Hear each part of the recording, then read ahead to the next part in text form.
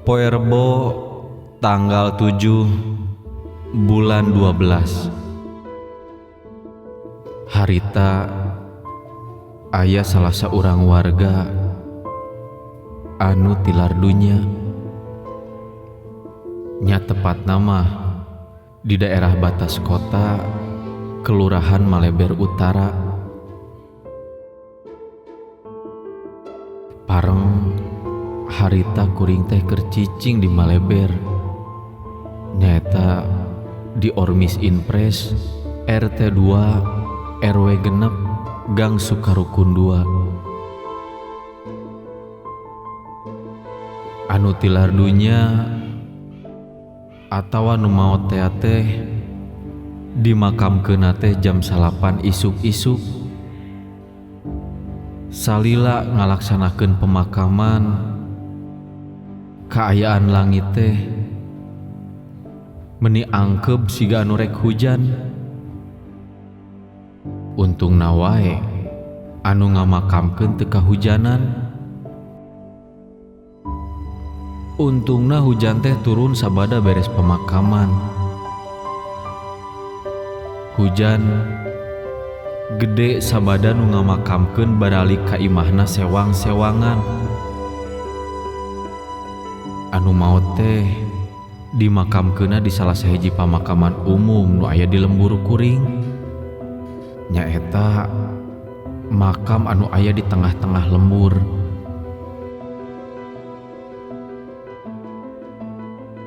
Kaasup imah nu dicicingan ku kuring oge teu pati jauh ti eta makam. Malahan mun beurang di tempat deket makam aya tempat anu sok dipake ngariung, sok dipake ngadon ngobrol atawa dipake tempat ibu-ibu ngagarosip. Malahan barudak ngora oge teu kurang anu ngadon arulin di deket makam umum eta. Kajadian anu rada beda sanggeus aya nu dimakamkeun eta mah.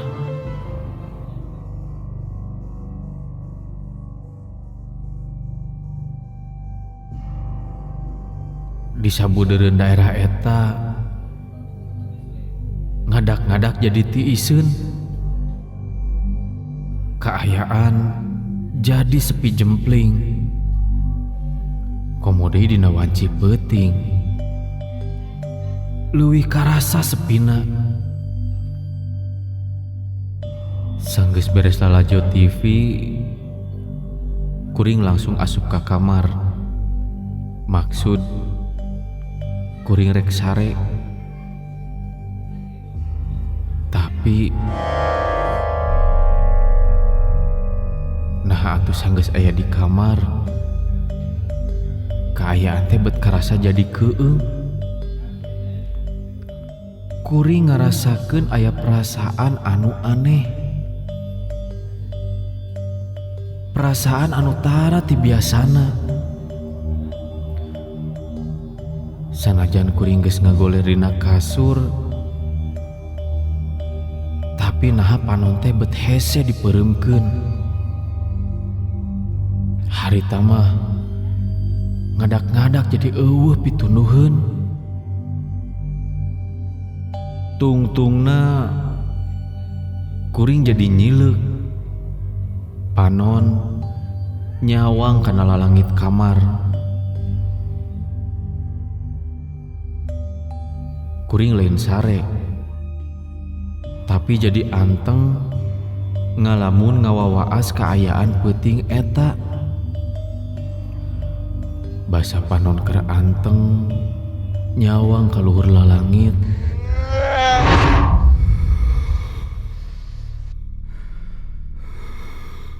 Kuring rada ngarenjag.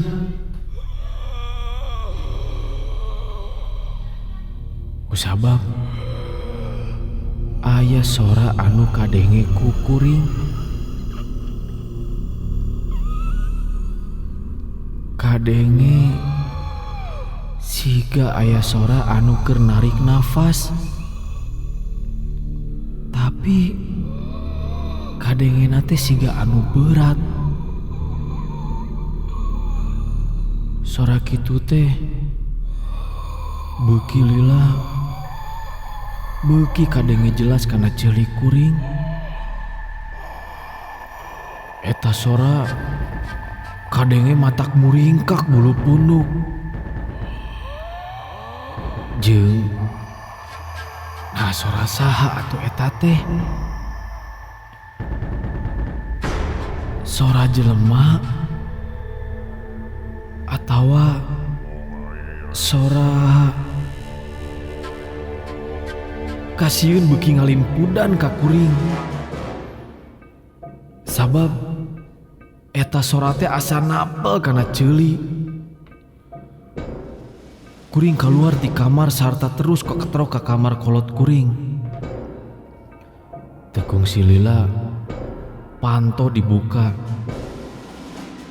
Kusabab nu jadi kolot ke can sarare siga nama. Pak, buka panto pak. Saha eta? Yono pak, Yono, Abi Yono.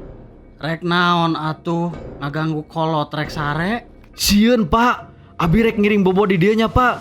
Bioslah dihanap oge. Matakna lamun rek sare teh babacaan heula, ngadua heula.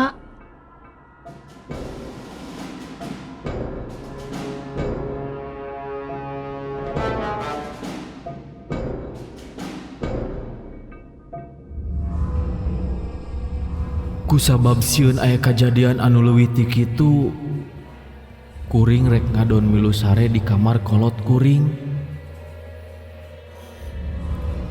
Kuring bisa sare sabab sora anu tadi kadenge aneh teh leungit teu kadenge deui ari di kamar kolot kuring mah. Atuh peuting eta kuring bisa sare tibra. Isukna peuting kadua kira-kira jam 11 peuting. Kuring jadi teu bisa sare deui. Dak dumadak pitunduheun teh jadi eueuh. Jeung nu jadi anehna tiap asup ka kamar sok sanajan tadi di luar mah ngarasa tunduh, tapi ari geus aya di kamar mah sok ngadadak bet jadi cenghar. Peuting eta mah indung jeung bapak kuring oge geus sarare. Jadi ngan tinggal kuring sorangan anu acan sare teh. Nu kapikiran ku kuring sieun sora anu peuting kadenge pika sieunneun teh kadenge deui ku kuring. Sanggeus awak ngagoler dina kasur,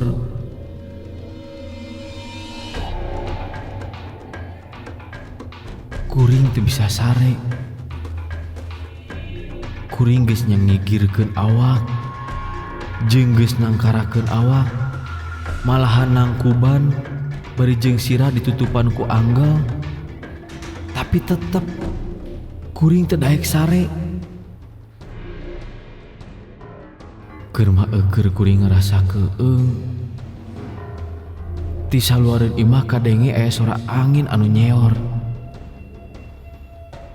Harita kuring ngan ukur bisa ngusapan punduk anu karasa bulu punduk teh asa cara rengkat.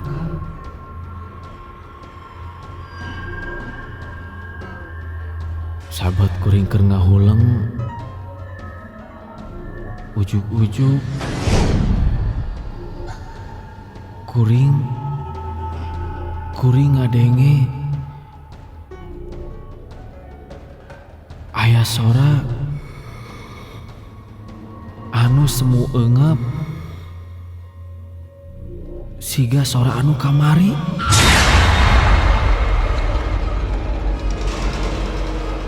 Kuring bari nangkuban, bari nutupan ceuli ku anggel, tapi tetep eta sora teh kadenge ku kuring.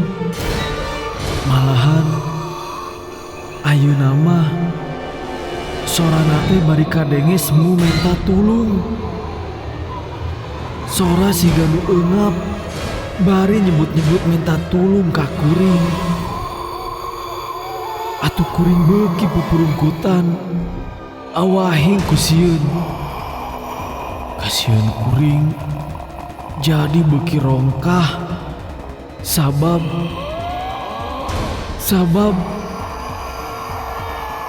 ayeuna mah katinggali aya anu kaluar tina tembok kamar. Lain ngan sora hungkul anu kadenge teh, tapi aya makhluk anu asup ka kamar. Malahan asupna keluar tina tembok. Eta makhluk ngajirim hareupeun kuring. Di hareupeun kuring ngajirim pocong. Eta pocong kadenge siga anu menta tulung ka kuring. Barijeng sorana anu eungap. Kuring anu keur aya dina luhur kasur langsung luncat. Sakujur awak ngaleper awahing ku sieun anu kacida. Komo deui eta pocong teh siga anu rek ngadeuketan ka kuring. Harita kuring langsung aniprek. Barijeng awak asa laleuleus. Kuring teu bisa cengkat. Kusabab kuring sieun di kitu kieu ku eta makhluk. Kuring maksakeun esod-esodan muru ka kamar kolot. Sok sanajan lila kusabab teu bisa leumpang. Kuring bari ngesot tepi ka kamar kolot. Ngan anu jadi aneh penting eta mah kolot kuring nyaeta indung jeung bapak kuring anu geus sararete. Sarena tibra pisan. Kusabab kolot kuring geus teu bisa diudangkeun. Kuring balik deui ka kamar bari anger esod-esodan. Sabab can bisa nangtung. Kuring can bisa leumpang. Kusabab awak kuring karasa leuleus. Sageus aya di jero. Kuring teu bisa kukumaha deui. Eta pocong teh masih aya di kamar kuring. Antugna kusabab kaluwihan ti sieun sahari taun kuring jadi ngarasa wani. Malahan barijeng di luar kasadaran kuring nyarita kasar ka eta pocong anu aya di hareupeun kuring. Nyingkah sia jurig. Tong ngaganggu kuring.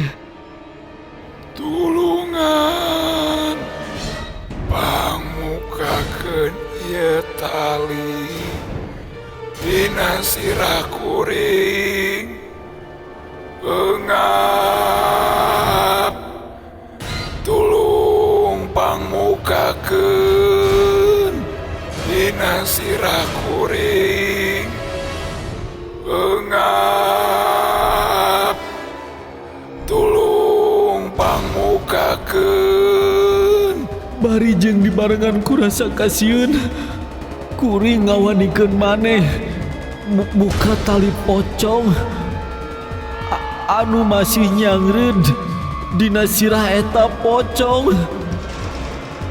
Sanggeus talina leupas, malahan tali anu bieu dibuka teh dicekel ku kuring. Eta pocong anu aya di hareupeun tekung silila ngiles robah jadi haseup. Lila-lila eta haseup teh ngaleungit sarta sanggeus ngiles eta pocong kadenge aya sora anu ngomong, Nuhun kuring geus ditulungan. Ieu tali pocong anjeun. Hiji mangsa anjeun bakal nyaho naon ieu manfaatna.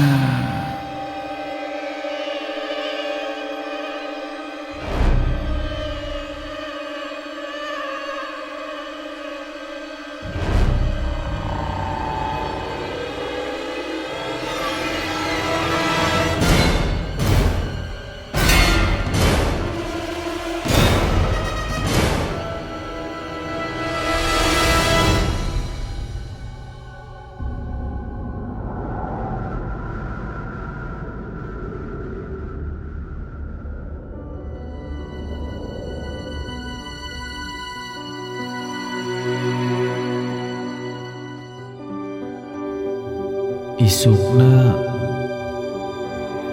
indung kuring kaget basa asup ke kamar kuring. Sabab kamar kuring acak-acakan balukar tina kajadian penting eta. Kusabab indung kuring teu nyahoeun ka sang tukangna kamar jadi acak-acakan sarupa kitu. Atuh mimiti mah kuring digeleneng kudu jadi kolot. Sanggeus kuring ngajelaskeun kajadian anu kaalaman tadi peuting, malahan jeung aya bukti sagala. Nyaeta aya tali pocong. Indung bapa kuring kakarek percaya kana naon bae kajadian anu kaalaman ku kuring. Malahan sanggeus kuring boga eta tali pocong, kuring ngalaman gering panas sagala. Anu aneh keur kuring, sanggeus ngabogaan eta tali pocong, mimiti kuring ngarasa aneh. Sabab kuring jadi bisa ninggali makhluk goib, bisa ninggali makhluk-makhluk aneh. Eta oge mimitina mah sieun ku bisa kitu teh.